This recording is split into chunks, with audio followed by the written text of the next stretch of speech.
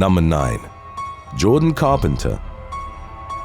On October the 24th of 2022, Jordan Carpenter shot his 28-year-old co-worker Nicole Hammond after being rejected by her on multiple occasions. Carpenter, who was 36 at the time, worked alongside Hammond at Dubois Textile Inc., a store located in St. Cloud, Minnesota. He'd constantly flirted with and touched the victim inappropriately during shifts they worked together. On the night before the murder, Hammond had texted Carpenter asking him to stop his unwanted advances toward her and indicated that she didn't feel comfortable working with him. The man had a reported history of harassment and was described as having a bad temper by fellow co-workers. Allegedly furious about Hammond's text message, Carpenter confronted her in the store's parking lot the following day and fatally shot her in the neck. When police arrived at the scene, they came upon Hammond lying lifelessly on the ground near her car in a pool of blood. Attempts to revive her proved fruitless and she was pronounced dead at the scene. Carpenter fled the scene, but officers were able to apprehend him, still carrying the murder weapon 3 hours later. He denied having shot Hammond and explained that although he was at the scene, he hadn't called 911 or helped his co-worker because he was in shock. As of the latest available updates on the matter, Minnesota authorities' homicide investigation was still ongoing, but if found guilty, Carpenter faced a possible sentence of 40 years behind bars. Number 8. Joshua Johnson. On June the 11th of 2022, Joshua Johnson murdered his co-worker Riley Whitelaw at the Colorado Walgreens where they worked. 28-year-old Johnson had been harassing the young woman for over a year before the incident, in which he violently attacked her in the break room. Although she'd told management about Johnson's mistreatment of her back in 2021, there were reportedly no measures taken to ensure her safety. Police were called to the scene of the assault after a customer reported hearing someone scream in the back, where Whitelaw's body was subsequently found. Johnson had put papers over the break room's windows to ensure no one would notice his victim's body while he fled the scene. He'd also attempted to conceal his actions from the store's security cameras by stocking boxes in front of them. The suspect, who was left with numerous bruises and cuts following the altercation with Whitelaw, was ultimately apprehended about 100 miles outside Colorado Springs. During questioning, he refused to accept responsibility for the murder and denied having covered the surveillance cameras even when presented with footage of the minutes leading up to the attack. As of the latest developments, the case was still ongoing. Number 7. MIYA MARCANO. Sometime between September the 24th and the 27th of 2021, Florida teen MIYA MARCANO was murdered by maintenance worker Armando Caballero in Orlando. Her body, which wasn't discovered until October the 2nd, was so severely skeletonized that medical examiners were unable to determine the 19-year-old's exact cause of death. The black tape wrapped around her ankles and wrists as well as over her mouth and nose indicated MARCANO had been tortured during her final moments. She was positively identified by way of dental records, as well as the belongings found near her remains. 27-year-old Caballero, who at the time had an active arrest warrant for breaking into MARCANO's apartment, was described as having allegedly been fixated on the victim. Detectives immediately identified him as a suspect and was the only person of interest during the entire course of the homicide investigation. 5 days before the discovery of MARCANO's skeletal remains in the woods behind her apartment complex, Caballero was found dead by the police. MARCANO's family created a foundation in her honor to help educate the general public about and provide resources to families of missing persons. Number 6. KATHERINE Pimental.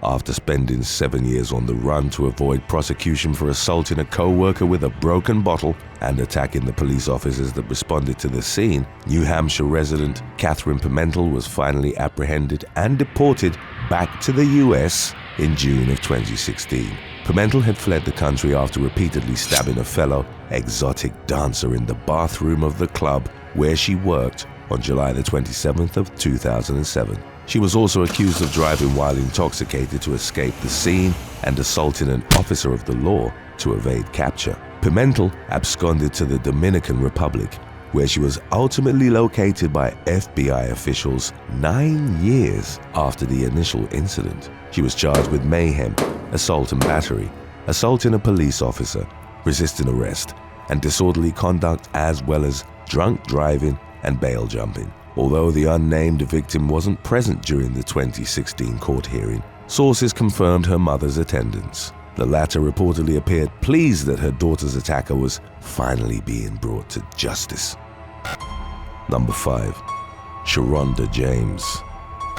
Alabama resident Sharonda James was finally arrested after being on the run from the authorities for over a month in early 2019. The 30-year-old had been accused of murdering her Piggly Wiggly co-worker, Jerica Manuel, on Christmas Eve of the previous year. Manuel, aged 28, was working her shift at the grocery store when she got into a heated argument with James. Although the subject of the pair's quarrel wasn't specified in subsequent reports, James, who already had an extensive criminal history, eventually pulled out a firearm and gunned Manuel down. 5 months earlier, James had faced legal consequences after being accused of assaulting a woman following a traffic accident. In the Piggly Wiggly shooting aftermath, she fled the state, ultimately ending up in Tennessee before being arrested by local police, who'd been alerted to her whereabouts. On September the 19th of 2022, James pleaded guilty to manslaughter to avoid prosecution on the more serious charge of murder.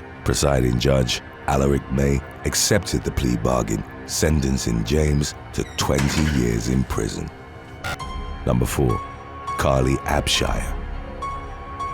22-year-old Carly Abshire, a Dutch woman residing in Beaumont, Texas, was accused of drunkenly causing a car accident that led to the death of Madison Hope Thibodeau on August the 7th of 2022. Abshire was giving 23-year-old Thibodeau, her co-worker, a ride home after the conclusion of their shift at the Modelo Sports Bar on the night in question. The young woman had been drinking heavily before getting behind the wheel and eventually lost control of the vehicle as she attempted to merge onto the highway. The car flipped multiple times before landing upside down and catching fire. Although Abshire was able to flee from the flaming wreckage in time, the same could not be said for Thibodeau. First responders rushed the surviving motorist to the hospital, where she admitted to drinking at the bar during her shift. Her blood alcohol content was a reported 0.097. rendering her legally impaired and therefore forbidden from operating any kind of vehicle. If found guilty of manslaughter, she could face up to 20 years behind bars as punishment.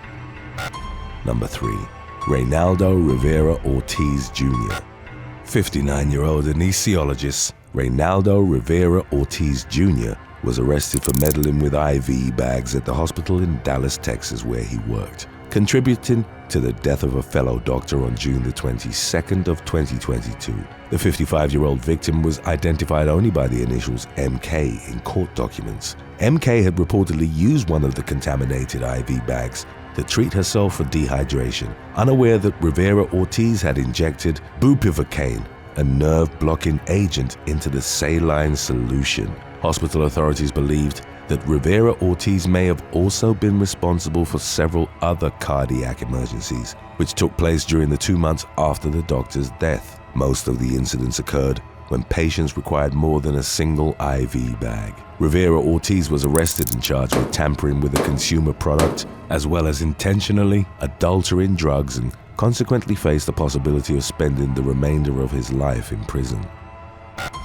Number 2.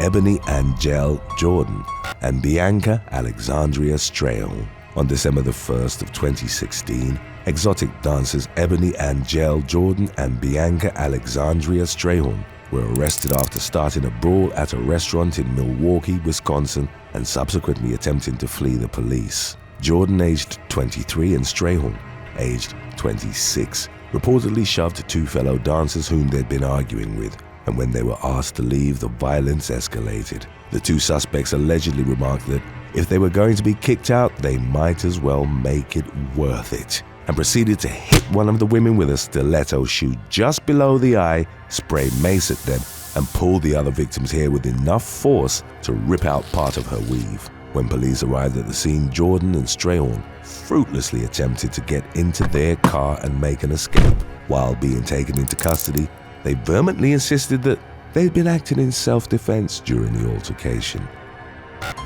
Number 1. Le Hatu.